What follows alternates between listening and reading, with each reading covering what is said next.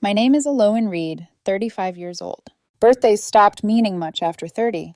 Still, I expected at least a text, a little balloon emoji, a recycled love you from my mom or my sister. But the day slid by like wet glass.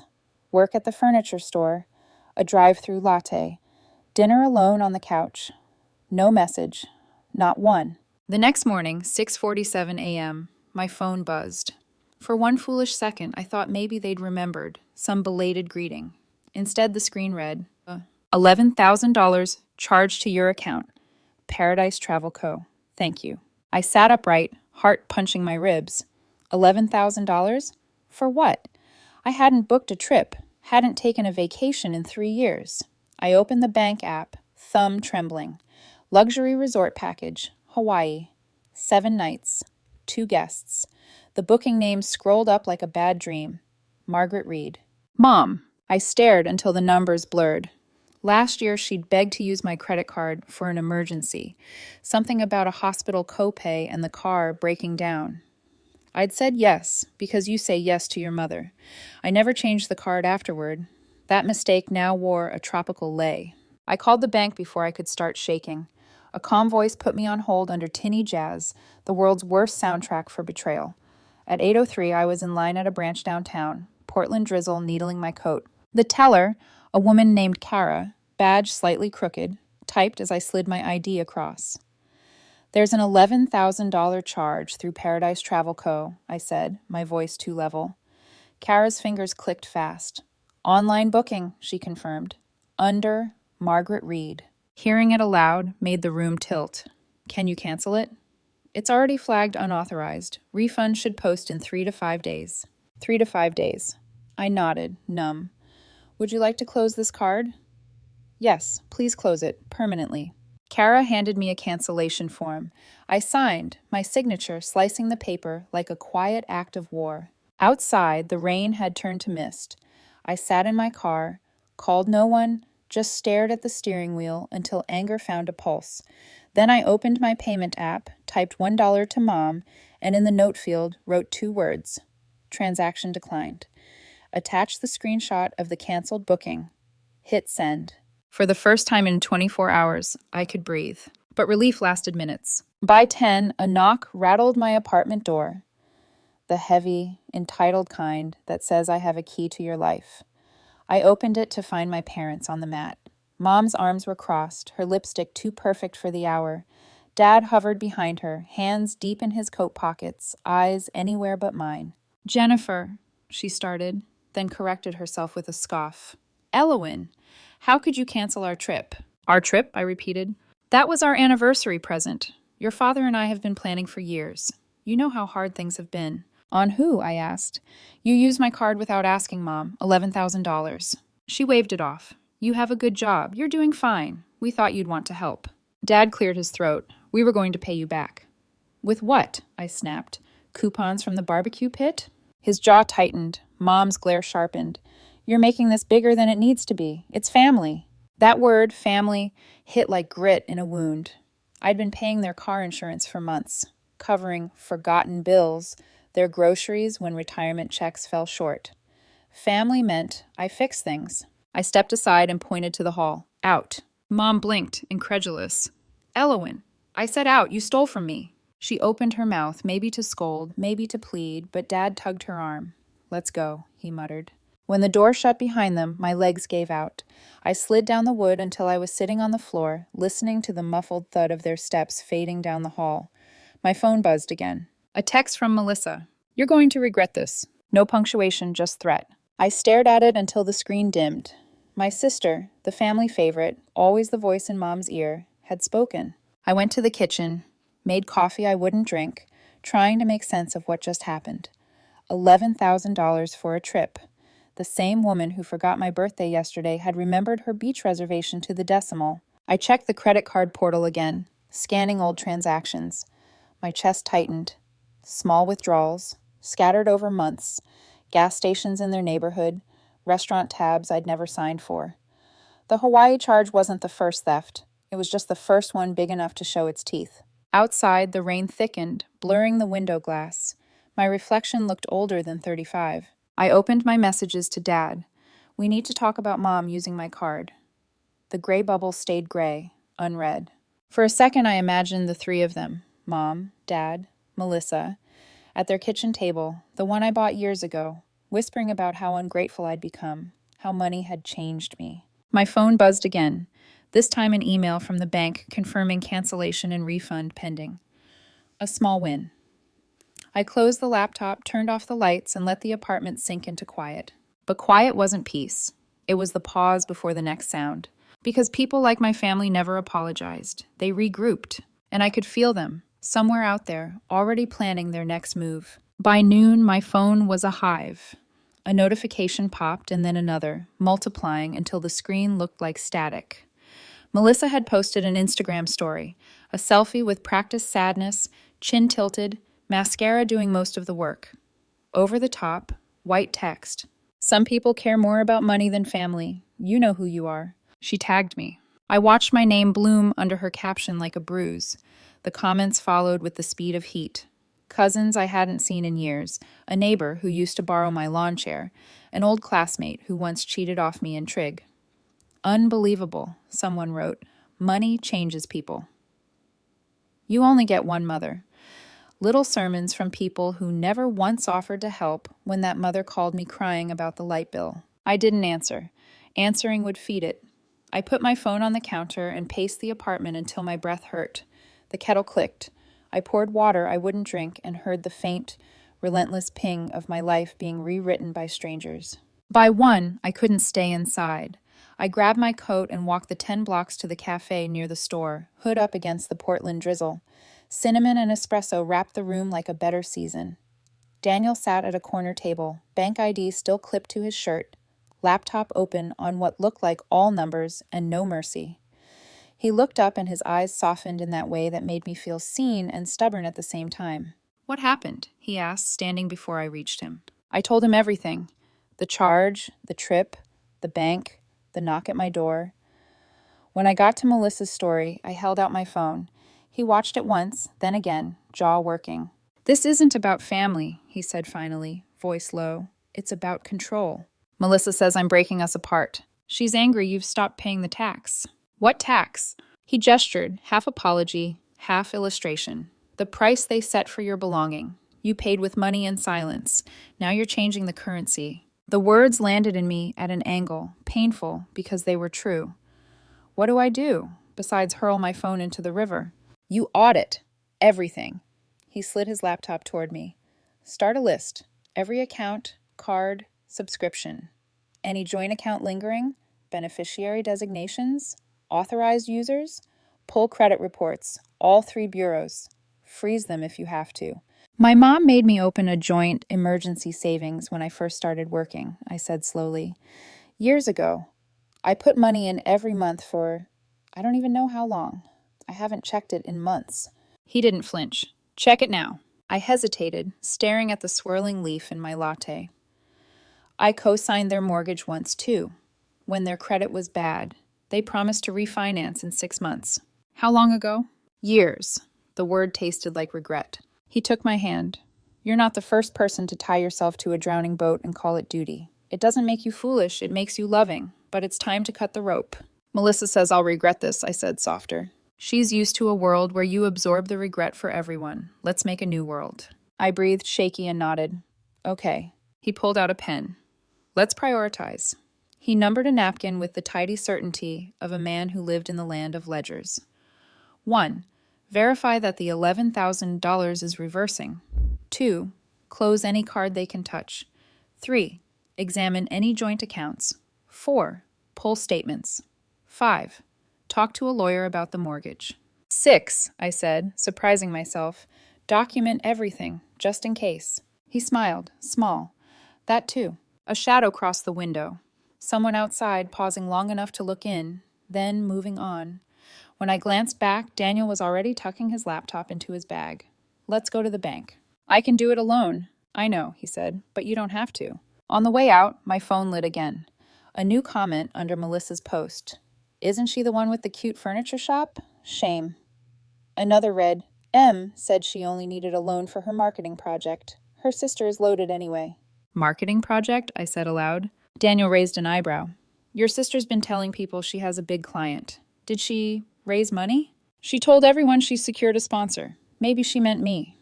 The bitterness in my laugh startled me. We walked the few blocks to the bank. The sky had begun to spit. Inside, the same antiseptic hum. A different teller this time. A young man with perfect hair and a slow, careful way of speaking. He pulled up my accounts, then frowned. There's a joint high-yield savings here with Margaret Reed, he said. Would you like to see recent activity? My heart slowed, the way hearts slow before a car crash. Yes. He turned the screen so I could watch the numbers scroll. Transfers, withdrawals. Small ones at first.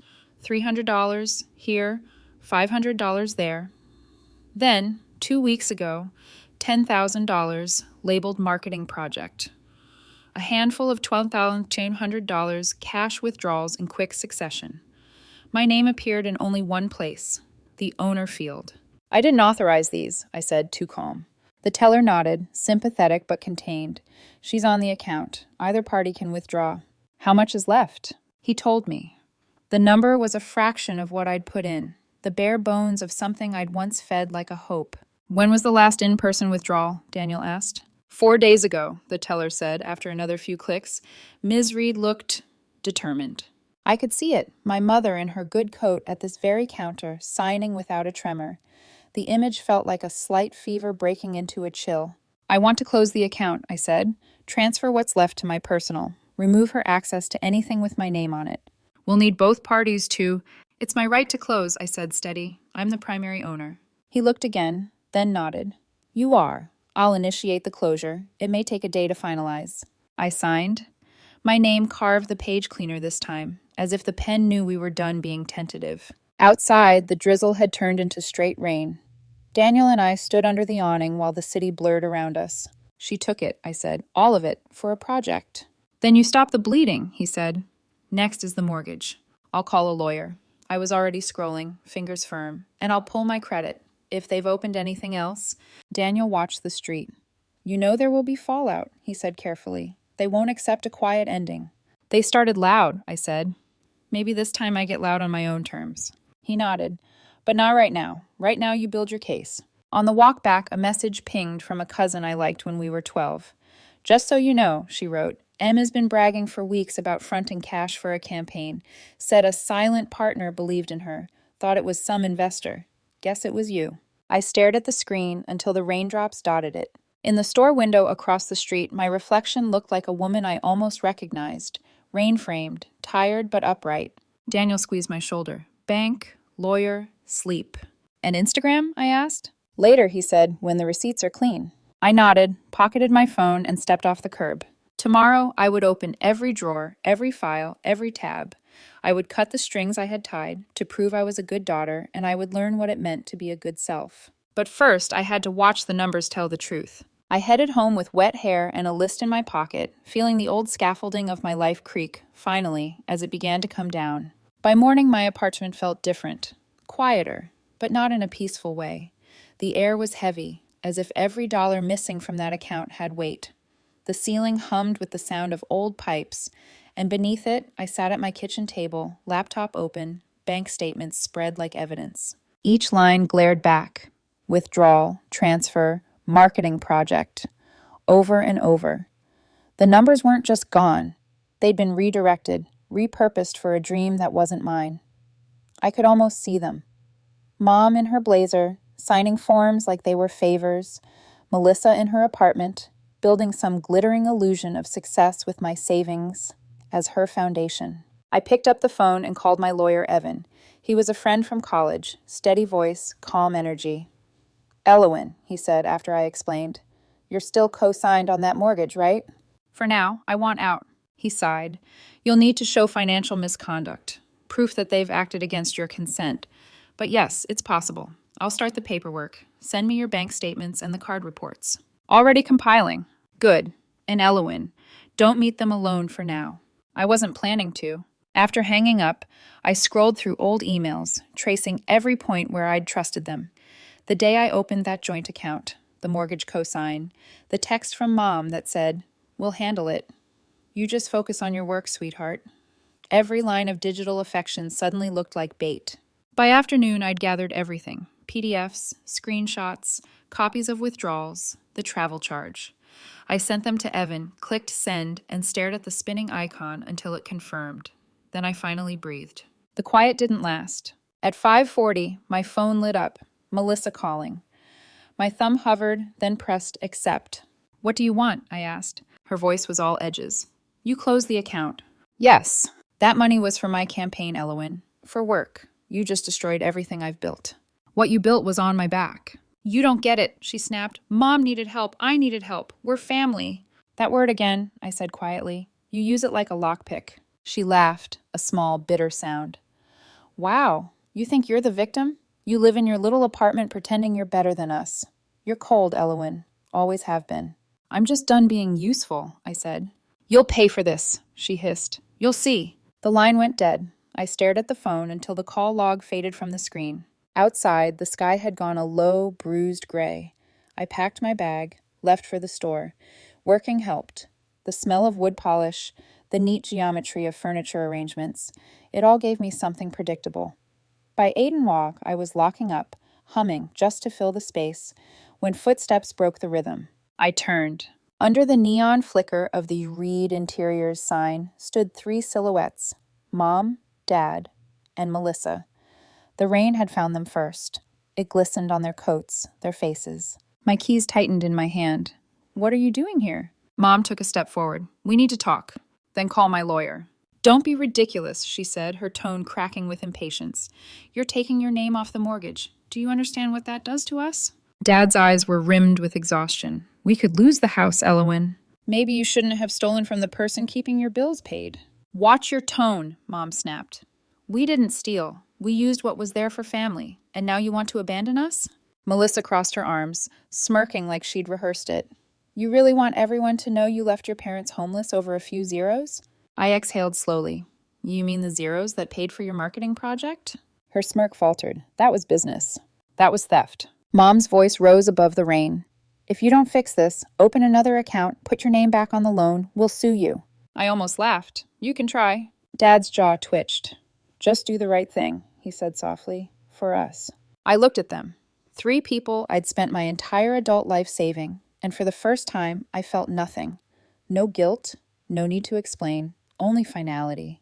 "You're not my responsibility anymore," I said, turning toward my car. "You'll regret this," Melissa shouted after me. The parking lot lights hummed overhead. I unlocked the car, slid in, and shut the door. Their reflections distorted in the rain on my windshield, all blurred edges and anger. When I drove away, my pulse was steady. At home, I didn't cry. I sat on the couch, turned on my laptop, and opened Instagram. Melissa's post was still up. Thousands of views, hundreds of comments. My story, rewritten in her favor. So I wrote my own. No captions dripping with guilt. No theatrics. Just facts. Screenshots of the canceled Hawaii booking, the bank statements showing unauthorized withdrawals, my lawyer's email confirming I'd filed for mortgage release. The caption, "This is what happened. I'm not the villain. I'm done being the family bank." I hit post. For a second, the sound of rain outside filled the silence, steady and unapologetic. Then my phone buzzed, once, twice, and then 100 times. Support messages flooded in. Friends, coworkers, even strangers. People who'd seen their own families in mine. "You did the right thing," one wrote. "Protect your peace." I leaned back, let the phone keep buzzing, and for the first time in years, I didn't rush to pick it up. Let them talk, let the truth spread. Some debts are paid in silence, others are paid in truth. And tonight, truth was finally enough. The next morning, I woke to the sound of notifications, hundreds of them. But this time, they weren't knives. Messages poured in from people I didn't even know. "You're brave for standing up for yourself." My sister did the same thing to me. It's not selfish to stop being used. By sunrise, the tide had turned. Melissa's post, once filled with sympathy, now had comments stacked with questions. "Didn't you use her card? Where's the proof of your side? Why did you need 11 grand for a vacation?" By noon, she'd deleted it. At the store, I tried to lose myself in work, staging display tables, rearranging throw pillows, pretending the world outside wasn't spinning around my name. But even as I folded blankets and measured shelves, people came in, customers, coworkers, each one saying the same thing. Good for you, Elowen. About time someone said no. It was surreal being applauded for a boundary. Then my phone rang again, an unfamiliar number. I almost ignored it until the voicemail notification popped up with the bank's logo. My pulse jumped. Ms. Reed, the message began, smooth and corporate. We're calling regarding the mortgage loan attached to your parents' property. Please return our call at your earliest convenience. For a moment, I couldn't move. That house, the one I grew up in, where birthday candles and arguments shared the same dining table, was still tethered to me by a single signature. I called back. This is Elowen Reed, I said. You left a message. Yes, the representative replied. Your parents' mortgage is in default. They've missed 3 consecutive payments. A foreclosure notice has been issued. My breath caught. So, what does that mean for me? There was a pause.